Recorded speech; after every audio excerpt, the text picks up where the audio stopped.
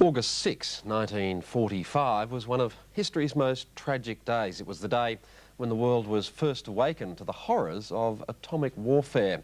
That day, America dropped the first atomic bomb on Hiroshima. 3 days later, Nagasaki's turn. Over 200,000 people were killed.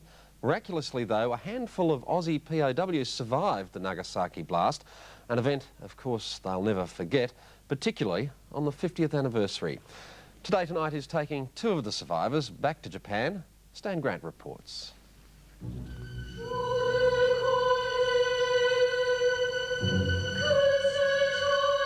My hope is that the people of Japan will now realize that further resistance to the forces of the nation will be absolutely futile.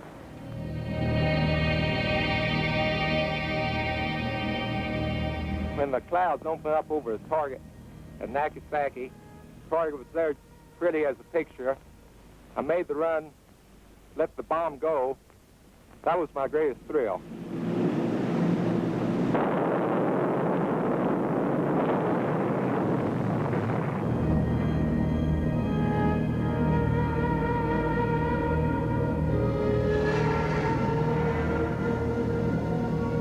People walking around, some practically unclothed, and awful burns, and the dead around the place was starting to smell, of course. The stench was shocking, awful smell. Some of us are looking around the debris for anybody that was injured and that, and I said to somebody, where is everyone? It's something the world had never seen before, and prays it never sees again. I was having a wash and had the plane over, and at 11 o'clock everything came down on top of me. Some of the boys reckon they saw a flash. It's one of the little-known stories of the war, how a handful of Australians were eyewitnesses to history, that fateful day when America dropped the second and final atomic bomb on Japan. 5 of us that are still alive, we're all here together. Alan Chick, Mary Joblin, Reg McConnell, Frank Fitzmaurice, myself. We're all there together. Eric Hooper and his mates had been locked up underground as prisoners of war in Nagasaki, a prison camp that was a living hell. Well, if you've ever been in the best hotel in Australia, that was us, like hell. No, they didn't treat us too well, but some of us survived. I was one of them. And of course everything was flattened in the camp, and complete devastation all around the area, as far as you could see. Frank Fitzmaurice was another Aussie in Nagasaki with Eric Hooper. Unlike Eric, he wasn't underground. He copped the full blast of the bomb. A chap by the name of Jack Johnson and myself were at the toilet and on our way back to the shelter, and all of a sudden everything went black. And I was temporarily blinded. The general impression is one of deadness, the absolute essence of death in the sense of finality, without hope of resurrection. 2 square miles of Nagasaki was flattened in the blast. The camp where the Aussie diggers were held was a little over a kilometre from ground zero, the epicentre of the bomb. You've got a map of Nagasaki. Now, does this show where you were? Yes, we're now in the camp there. Right.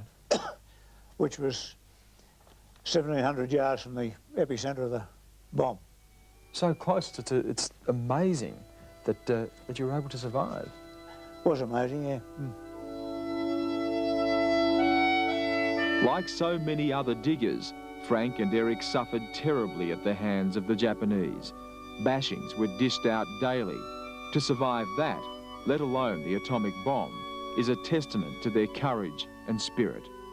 It's amazing to look back at these photos, isn't it, and realise that there were people that you were so close to that didn't come home. Yeah, oh yes, you know, not real good. there, just let it rubber fast, wasn't it? Oh. We've had weeks of it. So Had weeks cold. of it now. It's so cold. After the war, Eric and his wife settled down to work this property in country Victoria.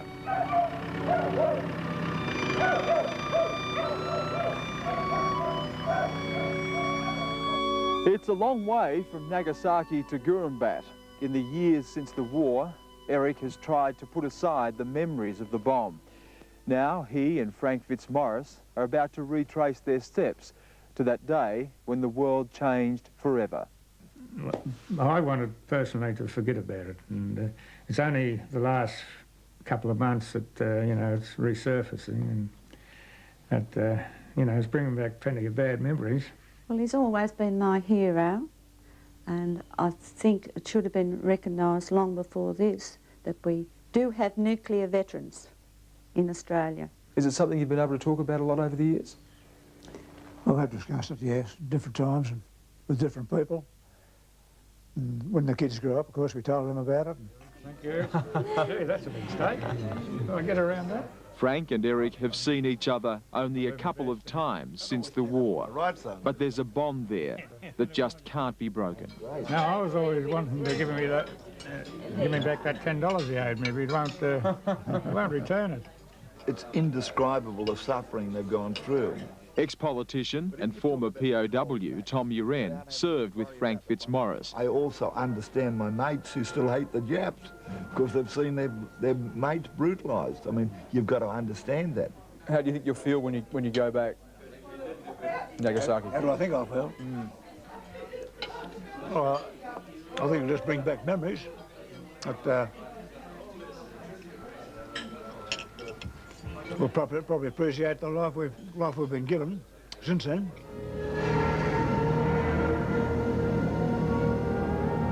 This is the image that's scorched into the minds of Eric Hooper and Frank Fitzmaurice. A nation devastated, an enemy defeated. How different it will all look in only a few days' time. Stan Grant reporting, and we'll be joining Frank and Eric as they make their emotional trip back to Japan. Next up, the $5 million art heist, the works of one of our greatest artists, Albert Tucker, still missing. It's catastrophic, actually, because it took a great slice out of my entire life's work.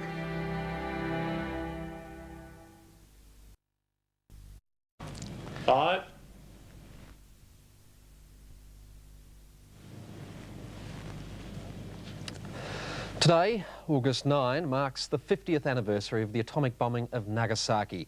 It happened just 3 days after Hiroshima was flattened. And I think it's fair to say it's not widely known that a handful of Australian prisoners of war miraculously survived the Nagasaki blast, even though they were only about a kilometre or so away from where the bomb exploded. This week, two of the remaining survivors, Eric Hooper and his mate, Frank Fitzmaurice, have made an emotional return to Nagasaki. Stan Grant is with them.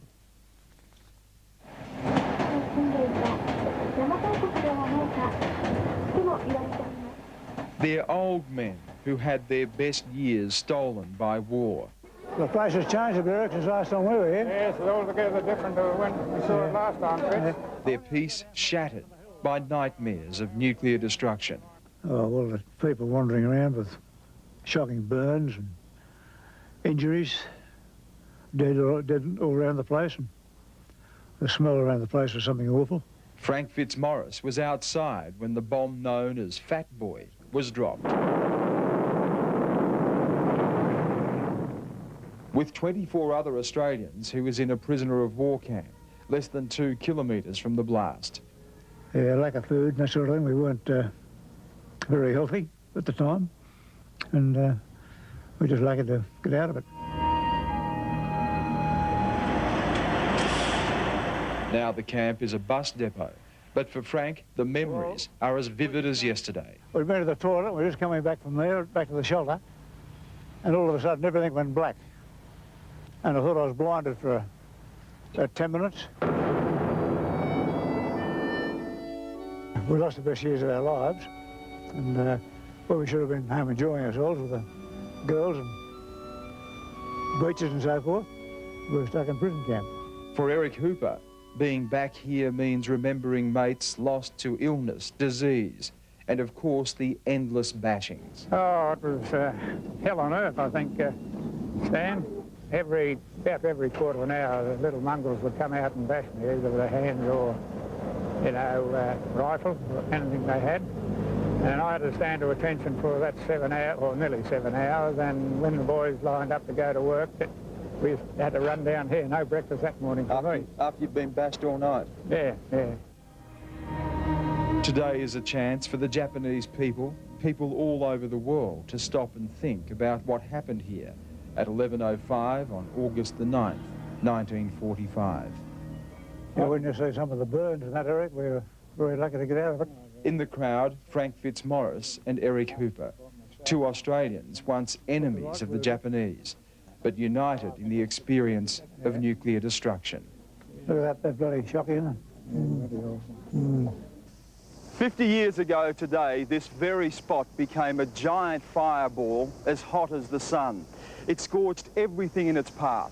Of the 240,000 people who lived in this city, more than 140,000 were either killed or injured. That Frank and Eric are still here today is a remarkable tale of survival.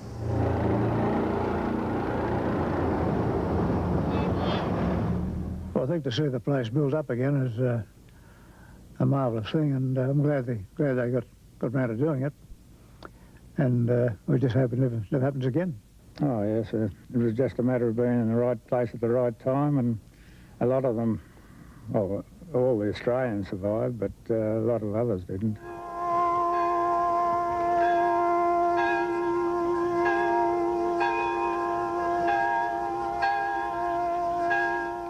I still personally think that they did the right thing by dropping the bomb. I think it shortened the war and probably saved a lot of lives.